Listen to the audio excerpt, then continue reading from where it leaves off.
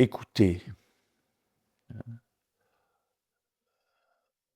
Odere en latin ou auscultare, hein, c'est le mot latin pour traduire l'acte d'écouter.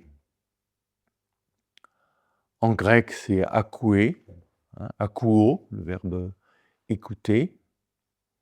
Et en hébreu, c'est shema, hein, shema Israël, Adonai Eloheu, Adonai Echad, hein, c'est vraiment le premier, on traduit le premier commandement, je préfère traduire le premier exercice, le grand exercice, hein, on dirait le Mahamudra, le grand acte, hein, à la fois de connaissance, de reconnaissance. Hein. On accède à la réalité, à l'infini réel, à travers l'acte de l'écoute. L'écoute, c'est aussi la grande qualité du thérapeute. Le thérapeute n'est pas un sujet supposé savoir, mais un sujet supposé écouter. S'il est un sujet savoir, tout ce qu'il entend, il l'interprète d'après ses différentes grilles de lecture, qu'elles soient jungiennes, freudiennes, adlériennes et toutes les grilles de lecture que l'on peut connaître aujourd'hui, qui sont intéressantes, mais qui sont toujours des grilles, des limitations. Hein. La véritable écoute demeure justement dans l'ouverture. L'écoute et l'adoration, hein, sont très proches l'une de l'autre. C'est-à-dire que quand j'écoute quelqu'un, c'est un état de non-savoir. Il n'y a pas de projection. Je permets à l'autre d'être l'autre qu'il est et de dire peut-être que des choses qu'il n'a jamais dites, parce qu'il ne sent plus d'obstacles, hein, qui pourraient l'interpréter justement selon une certaine grille de lecture. Donc écoute, shema. Qu'est-ce que ça veut dire? Avoir des oreilles pour entendre, hein, que celui qui a des oreilles pour entendre, entende. Hein, c'est aussi une parole de Jésus. Hein. Akouo, akoueté, hein, être dans cet état d'ouverture. Et cette écoute, elle se fait avec le cœur. Lève shmeo, hein, le cœur qui écoute. Quand Salomon demande à Dieu ce qui pour lui est le plus précieux, hein, et ce qui est le plus précieux, c'est pas la richesse, c'est pas le pouvoir, il lui demande la sagesse. Et qu'est-ce que c'est que la sagesse? Hein, c'est un cœur qui écoute. On traduit quelquefois un cœur intelligent, qui est une bonne traduction aussi, parce que être intelligent, intelligere, c'est lire au-dedans. Mais pour lire au-dedans, il faut regarder au-dedans, et il faut surtout écouter au-dedans. Avoir un cœur qui écoute, c'est le plus grand des dons. Parce que c'est ce qui nous permet, justement, dans cette ouverture du cœur, de la conscience, de toutes les portes de la perception, c'est dans cette ouverture que tout nous est donné. Tout nous est donné par surcroît. Mais d'abord, écoute. C'est la première chose qui nous est donnée. Avant même d'aimer, être dans cet état de réceptivité. Shema. Écoute le réel. Là aussi, d'un point de vue thérapeutique, la maladie, c'est être coupé du réel, c'est être séparé du réel. Et le rôle du thérapeute, c'est de réconcilier quelqu'un avec non seulement la réalité de son histoire, mais la réalité qui fait être tout ce qui est, qui lui a permis d'avoir une histoire à vivre. C'est le rôle de connecter au souffle de la vie, à la grande santé, nous avons évoqué, au salut, à ce qui respire au large en lui, à ce qui aime au large, et cette conscience ouverte à l'infini. Écouter, s'ouvrir, dans deux attitudes proches. Je pense aussi à Marie. Quand on parle d'elle dans l'Évangile, on dit qu'elle écoutait, hein, avec le cœur de nouveau. Donc le cœur comme centre vital, pas simplement le mental, mais avec toute sa présence, avec tout le frémissement de son être, toutes les pores de sa peau, mais aussi donc avec un cœur ouvert, attentif. Shema, écoute, c'est le grand exercice, c'est le premier commandement. Et écouter quoi? Comme on se posait la question, adorer quoi? Bien justement, ne pas adorer quelque chose de particulier, mais Adonai Erad, c'est-à-dire aimer le réel un, Erad, aimer Yod et Vav E, littéralement, c'est qu'on traduit ensuite par Adonai, le Elohim, le Seigneur, parce que le tétragramme reste innommable, parce que c'est justement cet inconnu qui est là. Écoutez ce qui ne se voit pas, ce qui ne s'entend pas, ce qui ne se touche pas, ce qui ne se sent pas, ce qui ne se goûte pas, et qui donne source à tous les goûts, à toutes les saveurs, à toutes les odeurs, à tout ce qui existe, mais lui-même en lui-même. Adonai Erad, c'est l'un, c'est l'infini réel, silencieux et innommable. C'est le premier exercice qui nous est demandé, c'est cela, c'est d'écouter ce qui ne peut pas s'entendre. Écouter là où rien ne bruit, c'est-à-dire le réel un et infini. Adonai Erad, encore une fois, c'est du mot à mot. C'est écouter l'être qui fait être toute chose. Il ne nous est pas demandé d'écouter quelque chose de particulier, mais d'écouter l'être qui fait exister tout ce qui existe. Et dans cette écoute de Dieu, de la présence qui rend présent tout ce qui vit et respire, à ce moment-là, toutes les choses nous sont données. Et on les voit telles qu'elles sont, dans leur singularité, dans leur beauté propre. Mais elles ne remplissent pas tout. On les voit en Dieu. Et à ce moment-là, on peut voir Dieu en elles. Mais le premier exercice, c'est bien d'écouter. Et après, on parlera d'aimer, c'est-à-dire de ne faire qu'un avec le réel. Aimer, c'est être un avec. C'est sortir de la dualité, c'est retrouver notre non-dualité, notre unité avec l'infini silencieux et unique réel. Akoué. Dans l'étymologie latine, il y a encore un petit aspect qui peut être intéressant pour les médecins, puisque c'est le mot auscultare. Et quand vous lisez la règle de saint Benoît, la première ligne, c'est ascultare, écoute. Écoute mon fils, ce que te dit la règle, ce que te dit le maître. Ausculter. Donc là, c'est écouter. Quand on dit d'un médecin qu'il ausculte un patient, c'est pas simplement une écoute intellectuelle, mais c'est une écoute, je dirais, entière. Quand on écoute quelqu'un, il s'agit d'écouter son corps, son souffle, comment il respire, comment il est là dans son corps, avec ses tensions, avec ses crispations, ou avec un espèce de relâchement qui manque de tonus. Enfin, il s'agit bien observer, ausculter, écouter le corps qui est là, et l'écouter quelquefois avec les mains quand c'est notre pratique, notre compétence. Mais là aussi, je me rappelle ce que me disait Durkheim, quand tu touches un corps, ne touche jamais un corps. Je lui demandais: «Qu'est-ce que je peux toucher d'autre?»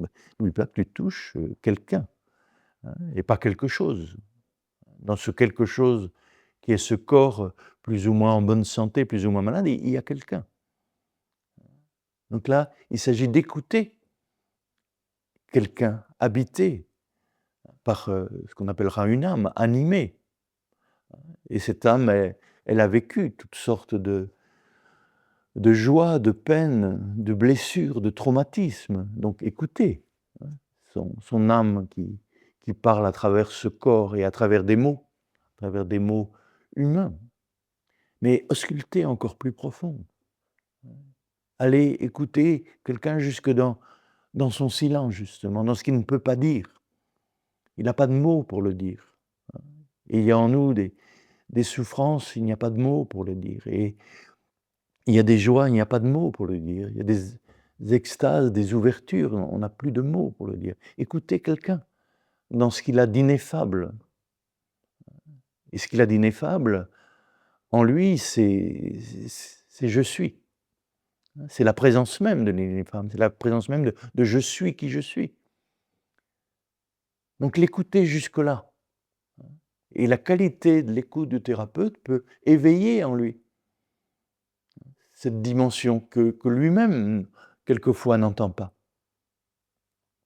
Ça, c'est le plus grand compliment, peut-être, qu'on peut faire à un thérapeute, quand un patient lui dit, ben, en venant chez vous, c'est vrai, j'ai dit des choses que non seulement n'ai jamais dites, mais que je n'avais jamais senties. Et j'ai pu dire qu'il y avait aussi en moi quelque chose d'inconnu, et qu'il ne s'agit pas de chercher à le saisir, à l'avoir, mais à le laisser être, à le laisser respirer. Vous m'avez réconcilié avec quelque chose que je ne connaissais pas de moi-même, que j'étais capable non seulement d'aller mieux, de respirer mieux, de marcher mieux, de penser mieux, d'arrêter de me projeter ou d'avoir peur. Votre écoute m'a permis de découvrir cela, mais peut-être qu'elle m'a permis aussi de découvrir cette dimension spirituelle, ce « je suis » qui habite mes profondeurs. Et désormais,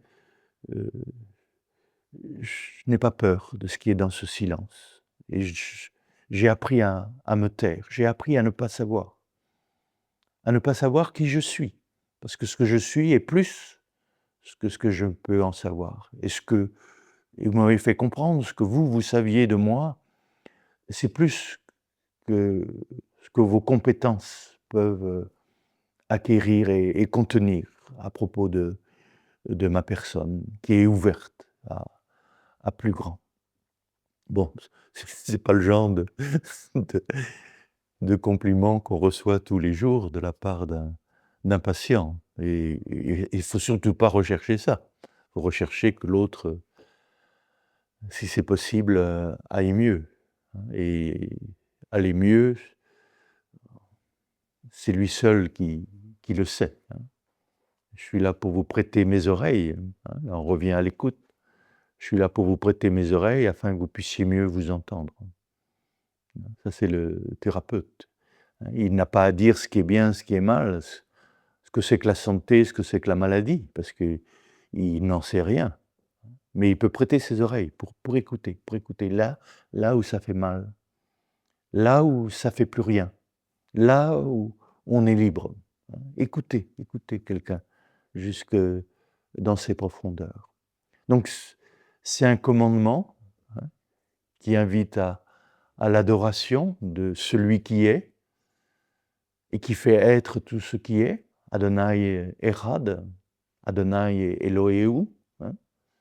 Mais c'est aussi, dans la vie concrète et dans la vie du thérapeute, développer cette grande qualité qui est très présente chez Salomon, qui est très présente chez Marie, et qui est très présente aussi chez Jésus. Parce que écouter sa parole, heureux ceux qui écoutent la parole de Dieu. On lui demandait qui sont tes frères, qui est ta mère, et là il répond, ma mère, mes frères, ce sont ceux qui écoutent la parole de Dieu. Et qu'est-ce que ça veut dire écouter la parole de Dieu? La parole de Dieu, c'est le silence de Dieu. Souvenez-vous du prophète Élie, quand il veut entendre Dieu, qu'il cherche la parole de Dieu. Ce n'est ni dans l'orage, ni dans le feu, ni dans le tremblement de terre. Ce n'est dans aucune manifestation, à la fois cosmique, ni une parole extérieure à lui. Mais Dieu, il est dans la voix d'un silence subtil. Kol demamma. La voix de Dieu, c'est la voix du silence. Ce que Dieu nous dit, c'est son silence. Et c'est l'homme qui interprète ce silence, qui va essayer de traduire ce silence, avec son mental, avec son affectivité, avec sa vie. Mais Dieu est silencieux, c'est l'infini silence. Connaître Dieu comme Dieu, c'est être capable de silence, d'endurer ce silence d'un souffle subtil, cette brise légère, ce silence de la vie qui respire en nous, cette voix silencieuse. Et cette voix silencieuse éveille en nous nos mémoires, notre conscience. Et là, on peut trouver quelquefois des mots pour dire. Et là, on dira que ça vient de Dieu, ça vient du silence. Mais il ne faut pas adorer une parole, l'idolâtrer. Cette parole vient du silence et retournera au silence.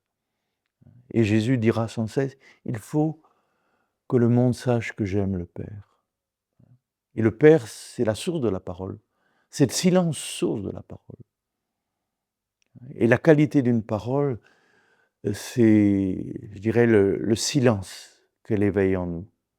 C'est le silence vers lequel elle nous conduit. Mais une parole qui veut nous attacher à ses concepts, à ce qu'elle dit, et une parole qui peut être un obstacle, justement, à cette voix de fin silence, à ce kol demamma, qui est la voix, qui est la parole même de Dieu. Écoute, akoué, shma, auscultare. Sois attentif à ce qui en toi ne fait pas de bruit, à ce qui dans l'autre ne fait pas de bruit, à ce qui dans l'univers ne fait pas de bruit. Sois attentif à ce silence, à cette présence. Écouter, c'est accueillir la présence silencieuse de la vie, de la conscience et de l'amour. Sainte Trinité, indivisible, inséparable, sans mélange. La vie silencieuse, ce n'est pas la conscience silencieuse.